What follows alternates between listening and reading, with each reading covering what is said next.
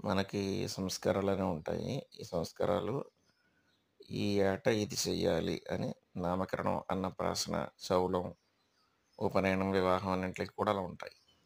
అలాగే అక్షరాభ్యాసానికి కూడా ఐదో ఏట అక్షరాభ్యాసం చేసేవారు.